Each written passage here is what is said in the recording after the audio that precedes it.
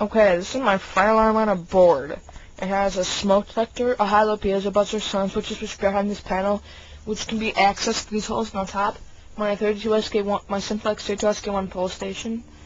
This is the LED, and there's an LED somewhere like back inside the box in there. So first, I'm gonna do the first alert. It has a light and a code 3 horn.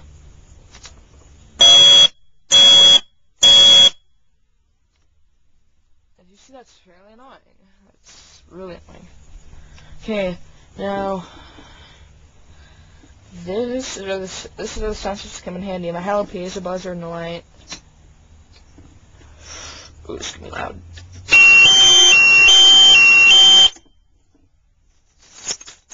That's fairly loud. As you see, the LED is still lit.